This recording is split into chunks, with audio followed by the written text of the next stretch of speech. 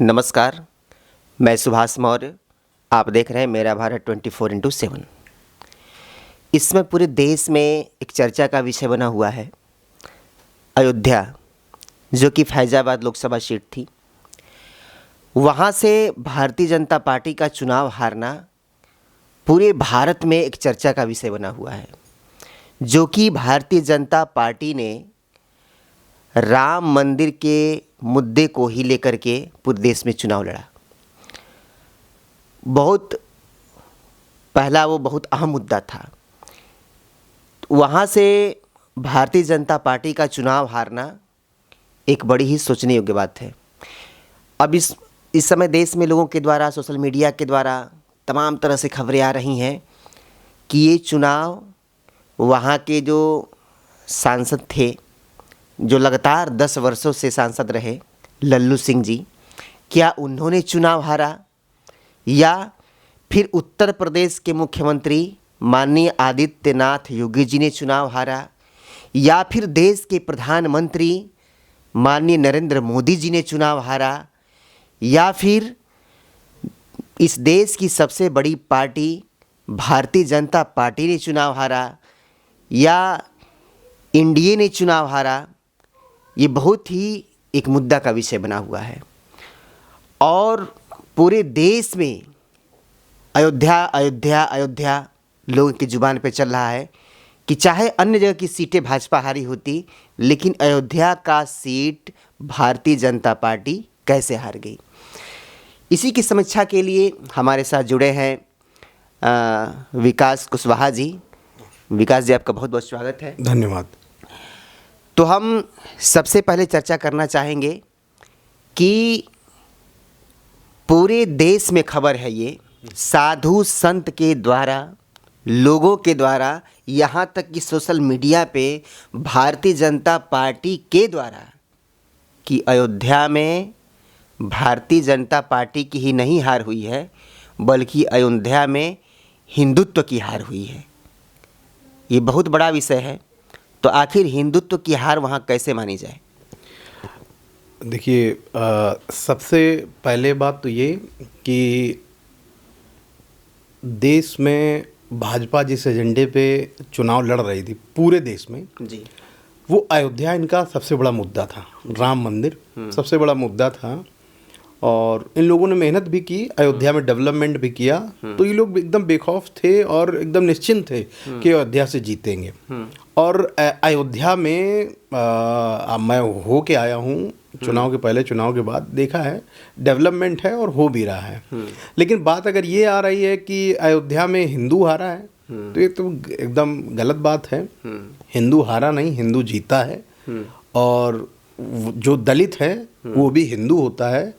इसको पूरे राष्ट्र को और हर जातियों को समझना पड़ेगा, खासकर हिंदू जातियों को, कि दलित भी हिंदू ही होता है। तो वहाँ जो जीता है वो हिंदू ही जीता है। और बात ये है कि प्रसाद भी तो हिंदू ही है भाई। वो पासी जाति से आते हैं और पासी जाति हिंदुओं में आती है, तो हिंदुओं की जीत हुई है, हिंदुओं की हार नहीं हुई है। हाँ, बस ये है, अनएक्सपेक्टेड था लोगों के लिए कि अयोध्या जैसी जगह से, जहाँ श्री राम जी का इतना भव्य मंदिर बना और भाजपा का उसमें मूलभूत योगदान रहा, वहाँ से भाजपा को निकलना चाहिए था, ऐसा लोगों का मानना है वहाँ पर। ये तो ठीक है, वहाँ पे भारतीय जनता पार्टी को जीतना चाहिए था। लेकिन मोदी जी ने किस विश्वास से ये 400 का नारा दिया था कि अब की बार 400 पार, या भाजपा ने? लेकिन मोदी जी का विश्वास कहा जाए, या फिर इतने बड़े अंतर से सीट कम निकालना, या उनका घमंड कहा जाए, जी जी, या उसी घमंड को लेकर के लल्लू सिंह का एक बयान आता है। जी जी, और वही एक उनका बयान इस समय पूरे देश में चर्चा में बना हुआ है कि अगर सरकार तो 272 सीट निकाल के बनाई जा सकती है, लेकिन अगर 2/3 बहुमत होता है, जी जी, तो भारत का संविधान संशोधन हो सकता है और भारत का संविधान बदला जा सकता है। ये लल्लू सिंह का बयान था। क्या यही एक लाइन, एक बयान लल्लू सिंह ही नहीं, पूरे उत्तर प्रदेश या पूरे भारत में भारतीय जनता पार्टी का नाश कर दिया? एकदम ही सही बात है, क्योंकि लल्लू सिंह का ये बयान केवल अयोध्या की हार नहीं थी, ये पूरे भारत में हार थी। खासकर मैं जब जाटो समाज और अगर अन्य एससी वर्ग से मिले तो पासी समाज, तो उन लोगों ने बताया कि देखिए भगवान राम को हम प्रणाम कर रहे हैं, लेकिन इस बार धर्म की पुस्तक की बात और देश की पुस्तक की बात आएगी तो हम देश की पुस्तक के साथ खड़े होंगे, और देश की पुस्तक में छेड़छाड़ या उसमें गड़बड़ी करने की बात अगर आएगी, अगर संविधान बदलने की आएगी, तो फिर हम सब मिलके देश के संविधान को मजबूत करेंगे, देश के संविधान की रक्षा के लिए खड़े होंगे। और उनका कहना है दलित समाज का कि भाई हमारे लिए बाबा साहब डॉक्टर भीमराव अम्बेडकर हमारे भगवान के समान है, और जो भी उनको मिला है, आरक्षण हो या अन्य आज़ादियाँ उनको हों, तो वो उनको संविधान और बाबा भीमराव अम्बेडकर के द्वारा ही प्राप्त हुई हैं, तो उनके लिए वो भगवान की तरह पूजते हैं। और इसलिए हालांकि पिछली बार भाजपा को दलित बिरादरी ने सब भाजपा का सपोर्ट किया था, लेकिन अब वहाँ पर लल्लू जी के इस बयान के बाद पूरे अयोध्या में रोष था और पूरे प्रदेश में रोष था। और इसके अलावा भी अन्य मुद्दे हैं कि जैसे वहाँ पर लोकल जब डेवलपमेंट हुआ तो वहाँ बहुत सारे लोगों को घर गिरा दिए गए, जो घर गिराए गए थे उनको मुआवजा नहीं मिला, बेघर हो गए, उसमें बहुत सारे मंदिर और मस्जिद भी छोटी छोटी टूटी, तो लोगों के अंदर रोष था। लेकिन हाँ, ये था अयोध्या से जीतेंगे, और अयोध्या से जीते, लेकिन अन्य 4 जो विधानसभाएं थीं उस संसदीय क्षेत्र में, वहाँ पर उनकी बहुत बुरी हार हुई, लगातार हार हुई। अयोध्या खास से अगर बात करें तो उनकी जीत है, क्योंकि लोग वहाँ पर व्यवसाय की दृष्टि से देखें तो व्यवसाय मिला है लोगों को, जाहिर सी बात है अयोध्या का डेवलपमेंट हुआ है, संत समाज को बहुत बड़ी ठेस पहुंची है। लेकिन यही है कि बात जब धर्म और संविधान के बीच में होती है तो आदमी धर्म को नमन करके संविधान की तरफ बढ़ता है, और जनता जनार्दन है, वहाँ की जनता ने यही किया। जैसे डेवलपमेंट भी वहाँ पे बहुत काफ़ी हुआ जी, एयरपोर्ट बने, सड़क बने, जी, और जो 12 किलोमीटर का राम पथ है जी जी उसकी चौड़ाई बढ़ाई गई, उसमें तमाम मकान वगैरह टूटे, दुकानें टूटी, तो नुकसान तो लोगों का सरकार ने मुआवजा भी दिया, लेकिन वहाँ पे स्थानीय लोगों का कहना है कि नहीं, जो मुआवजा मिलना चाहिए वास्तविक वो नहीं मिला। 10 लाख का 20 लाख किसी का मकान बना है तो 30,000 50,000 मैक्सिमम 1 लाख तक दिया गया, इससे अधिक नहीं दिया गया है। तो क्या ये एक्चुअली देखा जाए तो अयोध्या में जहाँ पर ये रामपथ बना है, डेवलपमेंट हुआ है, बाहर से आने वाले लोगों के लिए बहुत ही सुविधाजनक है, बहुत ही अच्छा है, और भारतीय जनता पार्टी का अच्छा काम है वहाँ पर। परंतु जो वहाँ पर लोकल लोग पिस गए, जो जिनकी आवाज़ नहीं आई, जो रोते रहे, उनको किसी ने सुना नहीं, हाँ, बहुत सोशल मीडिया पे चल रहा था उस समय, उनके अंदर जो भड़ास थी वो यहाँ पर दिखी है। अयोध्या में भी बहुत लोकल अयोध्या कॉन्स्टिट्यूंसी से भी बहुत अच्छी बढ़त नहीं थी, केवल 4,000 वोट से बढ़त थी, 4,000 की, और अन्य में तो एकदम तबाह हो गए, पीछे रहे, हमेशा पीछे हो गए। तो पूरे अयोध्या का मतलब फैजाबाद, अगर उसकी बात करें संसदीय क्षेत्र की, तो फैजाबाद संसदीय क्षेत्र से हारने का कारण यही रहा। और भी इनके मुद्दे रहे हैं जो पूरे देश में, ऐसा नहीं कि केवल यहीं पर हारे हैं, पूरे यूपी में बहुत बुरी तरीके से हारे हैं, और उसका कारण केवल लल्लू सिंह का बयान, पूरे यूपी, और हाँ, पूरे यूपी में लल्लू सिंह के बयान के प्रति एकदम से लहर हो गई, और राहुल गांधी जी संविधान की पुस्तक लेके लोगों को समझाते रहे कि भाई साहब अगर ये आ जाएंगे तो आपका नरक कर देंगे। और जब भी कोई एक नेता गलती करता है, देखिए माननीय नरेंद्र मोदी जी दूरगामी नेता हैं, वो इस तरीके ब्लंडर मिस्टेक नहीं करते। नहीं, वो भी कहे थे, मोदी जी कहे थे कि अगर स्वयं अंबेडकर जी भी आ जाए जी तो भी संविधान को नहीं बदल सकते हैं। लेकिन जब लल्लू जी इस बात को बोल चुके थे, लेकिन कम से कम बयान जब तो उनको फिर पुनः बयान वापस लेना चाहिए था, कहना चाहिए था, लेकिन ये भी नहीं है सुनने को। नहीं, बिल्कुल एकदम सही बात है। नरेंद्र मोदी जी ने सुधारने का प्रयास किया, लेकिन लल्लू जी ने इतना बिगाड़ दिया था मामला कि वो सुधर नहीं सकता था। और खुले मन से लल्लू जी ने ये सब कहा था कि अगर पूर्ण बहुमत चाहिए तो 400 पार आइए, संविधान बदल के दिखा देंगे। तो दलितों के लिए बहुत ही सोचनीय सब्जेक्ट हो गया था। तो उन्होंने सत्ता को थोड़ा सा हिलाने की कोशिश की यहाँ से। तो इसी बयान का फ़ायदा सपा को मिला, या फिर अखिलेश यादव ने भी कहा था कि नहीं, ये जो भाजपा चुनाव लड़ रही है ये जनता के भलाई के लिए नहीं लड़ रही है, ये संविधान बदलने के लिए लड़ रही है। तो क्या फिर इसी लल्लू सिंह के बयान पे ही सपा को फ़ायदा हुआ, या फिर वहाँ के जो वर्तमान में सांसद हैं जी अवधेश प्रसाद जी, जी जी तो क्या उनका भी कुछ वर्चस्व है? देखिए, अवधेश प्रसाद जी बहुत दूरगामी नेता हैं और 9 बार विधायकी लड़ चुके हैं। 9 बार में 7 बार तो वो जीते हैं। और धरतीपुत्र माननीय श्री यादव जी, जो अखिलेश यादव के पिताजी हैं, नेताजी, उनके साथ चुनाव लड़ते थे, मुलायम सिंह के साथ में। तो और नियर अबाउट 80 साल उम्र है, राजनीति का अनुभव है, उनका व्यक्तिगत वोट है वहाँ पर जी, उनका खुद का प्रभाव था। और उस प्रभाव में आग डालकर उसको और आगे बढ़ाने का काम लल्लू सिंह ने कर दिया कि संविधान बदल देंगे। तो ये है, और पूरे प्रदेश में इसकी खबर रही। राहुल जी और अखिलेश जी ने उसको अच्छे से भुनाया और जनता के बीच में इसका रखा और उसका फ़ायदा मिला। और उनके जो लोकल मुद्दे थे कि भाई बेरोजगारी दिख ही रही है और लोगों के पास, लोग जो बेरोजगार हैं, पेपर लीक के मामले, तमाम मामलों से पीड़ित थे, लाठी डंडा खा रहे हैं बेचारे। तो वो मामला था, बेरोजगारी मामला था। और है ऐसे मामले जिन पे पूरे यूपी को दिक्कत थी और उन्होंने सत्ता परिवर्तित करने की कोशिश करी। जी, एक बात और कि लल्लू सिंह जी का ये बयान आता है, इस बयान के द्वारा भाजपा को पराजय का मुंह देखना पड़ा जी अयोध्या से। लेकिन जब प्राण प्रतिष्ठा हो रहा था मंदिर का 22 जनवरी सन 2024 को, उससे पहले भी शंकराचार्य जी का बयान आता है कि जब तक मंदिर का कार्य पूरा नहीं हो जाता है जी जी तब तक प्राण प्रतिष्ठा नहीं की सकती है, क्योंकि मंदिर का कार्य अभी अधूरा था।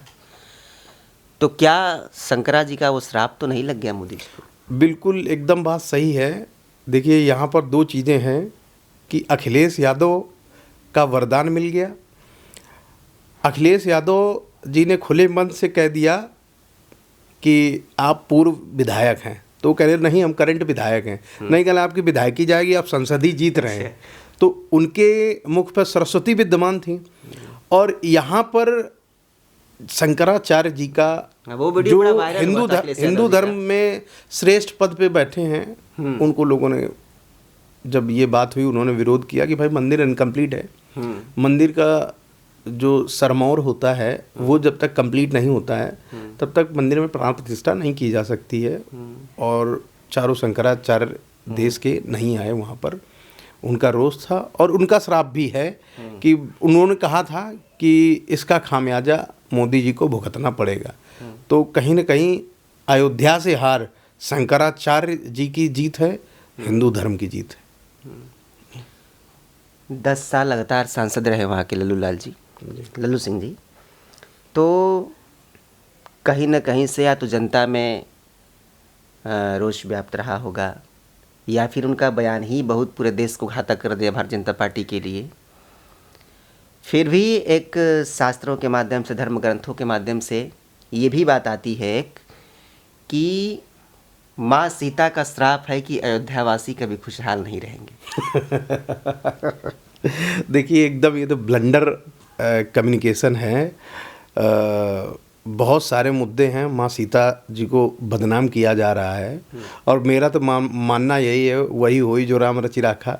राम भगवान ने जो रच दिया था वही हुआ है। और धर्म हमेशा राजनीतिक मुद्दा नहीं हो सकता है। और भगवान राम का दृष्टिकोण बहुत ऊंचा है। वो चराचर जगत के स्वामी हैं। वो इतनी जगह के लिए लड़ाई नहीं करेंगे, क्या नहीं नहीं हमें चाहिए भाई, इतनी जगह ही चाहिए, ठीक है ना। राम ने मस्जिद तोड़ी थी ना, अल्लाह ने मंदिर तोड़ा था। ये राजनीतिक मुद्दा था। और राजनीतिकरण में धर्म को बहुत तेज़ी से यूज किया जा रहा था।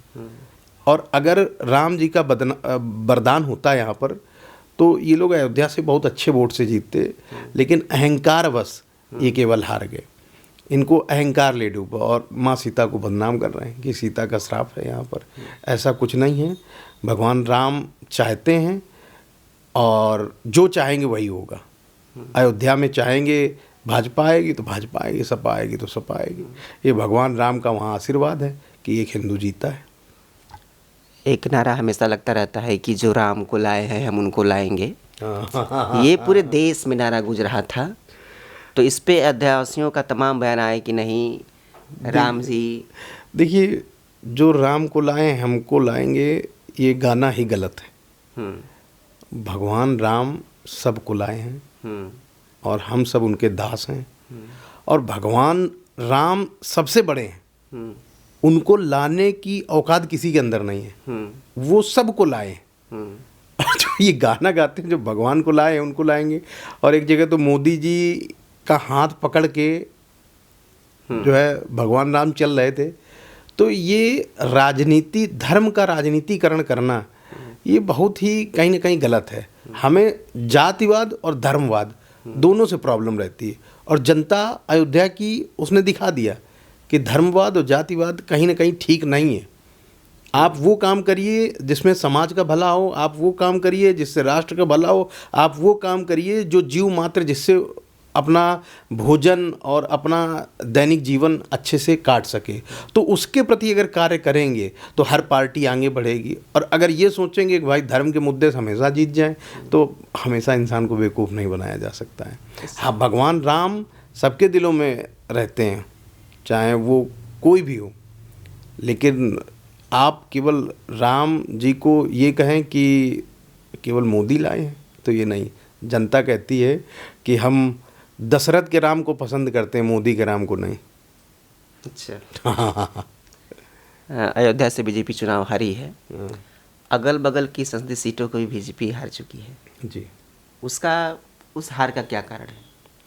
देखिए, आसपास की सीटें हारना, यहाँ यूपी में एक तो माननीय योगी आदित्यनाथ जी की इतनी नहीं चली, सीटों का बंटवारा अच्छे से नहीं हुआ जितना अच्छा सपा के अखिलेश यादव ने बंटवारा किया। उन्होंने ब्राह्मणों को भी दिया सीट, मौर्य को भी दिया, कुर्मी लॉबी को भी दिया, दलित को भी दिया, मुस्लिम को दिया, सारी जातियां, सारे धर्म को साधा उन्होंने।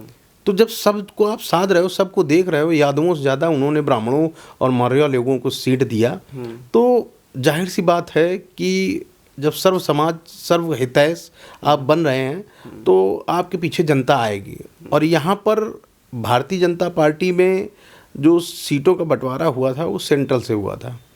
तो यहाँ पर सबसे बड़ी हार हमें लगता है भाजपा के चाणक्य की है।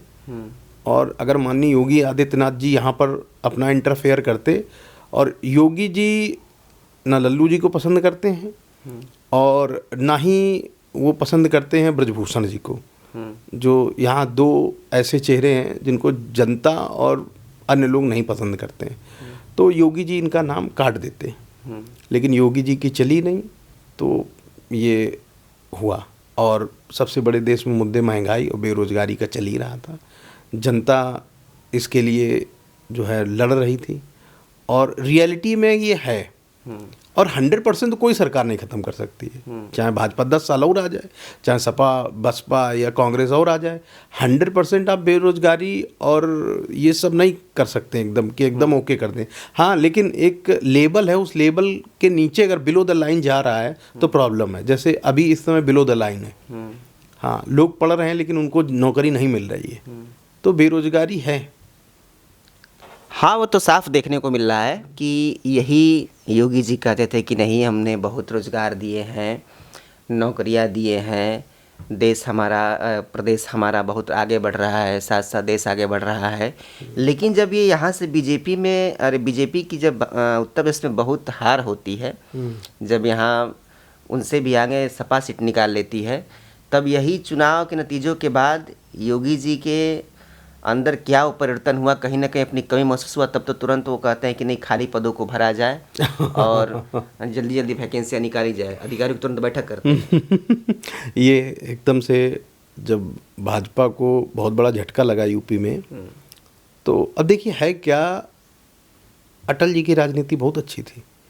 अटल जी का कहना था देश को अगर मजबूत रहना है तो देश में विपक्ष का मजबूत रहना बहुत जरूरी है, क्योंकि विपक्ष वो होता है जो खोजता है कि कमियां कहाँ हैं, और पक्ष जो होता है वो अपना प्रचार करता है कि भाई ये मैंने किया, और विपक्ष कहता है ये तो किया अच्छा है लेकिन ये जो छूट गया वो क्या होगा।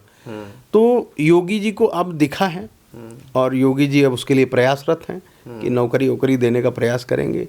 पिछले कुछ समय से जितनी भी नौकरियां दी लोगों को नहीं मिली, या तो पेपर लीक और तमाम मामले हुए उसमें, तो यूपी गवर्नमेंट का बहुत बड़ा फेलियर रहा रोजगार में। हाँ, लेकिन अब महाराज योगी आदित्यनाथ जी इस पे कुछ विचार कर रहे हैं, और फ्यूचर में हो सकता है यूपी में अच्छा रोजगार का अवसर प्राप्त हो लोगों को। अब तो केंद्र में पुनः एक बार एनडीए की सरकार बन रही है जी भारतीय जनता पार्टी की तो सरकार बन नहीं रही है। जी लगातार 2 बार भारतीय जनता पार्टी की पूर्व बहुमत की सरकार रही, एनडीए के साथ था। जी लेकिन इस बार एनडीए की सरकार बन रही है, मोदी जी पुनः तीसरी बार प्रधानमंत्री बन रहे हैं। तो जब वो जो बैठक चल रही थी एनडीए की, तो उस समय बिहार के मुख्यमंत्री नीतीश कुमार जी ने एक बात कही थी, और वो लाइन, उनकी बात वो बहुत वायरल इस समय हो रही है कि आप आश्वस्त रहिए, हम आपके साथ हैं, आप सबको साथ लेकर के चलिए, हम भी आप लोगों के साथ हैं, कोई दिक्कत नहीं, अब सरकार चलाइए। यानी इससे पहले जो 10 साल सरकार चलाएं तो क्या मोदी इसमें अपने से चलाए हैं? अब कैसे सरकार चला पाएंगे गठबंधन की सरकार, 5 साल चला पाएंगे, या लोग कहते हैं या अन्य पार्टियों के द्वारा भी सुनने को आता था कि नहीं, मोदी जी जो करना होता था स्वयं अपने से करते थे, उनके सारे मंत्री थे, सबकी बात एक तरफ, लेकिन जो ये कहते थे वही होता था। ये एकदम बात सही है। 1 मैन आर्मी थी इंडिया में, और बहुत से लोगों को कई बार नाराज़गी भी हो जाती थी जो एनडीए सरकार में थे, एनडीए पक्ष में थे, कि उनकी वैल्यू नहीं है। अभी क्या है, मोदी जी हाथ खींच के नायडू का पकड़ के आ रहे हैं। तो इस समय मोदी की सरकार नहीं है केवल, हाँ, इसमें इसमें नायडू, नीतीश और नरेंद्र, ट्रिपल एन की सरकार है। ट्रिपल एन की सरकार है। तो और ये ट्रिपल एन की सरकार में जो 2 एन हैं वो एक एन के लिए बहुत विश्वसनीय नहीं है, क्योंकि कई बार ईडी के दबाव में अल्पसंख्यकों के आरक्षण की बात करता है, मतलब मुस्लिम के लिए फेवर में बात करता है, जो नायडू जी हैं। और नीतीश जी हैं, उनको अपने आप में पलटू राम का अवार्ड मिला हुआ है, तो वो कभी भी कहीं पर भी पलट सकते हैं। तो इसलिए अभी स्टेबल है, फ्यूचर में स्टेबल रहेगी कि नहीं रहेगी वो कहना थोड़ा सा टफ है। तो ये थी हम लोगों की पूरी अयोध्या सहित इस देश की सरकार की समीक्षा। कैमरा मैन ऋषभ के साथ में सुभाष मौर्य, मेरा भारत 24/7 अयोध्या।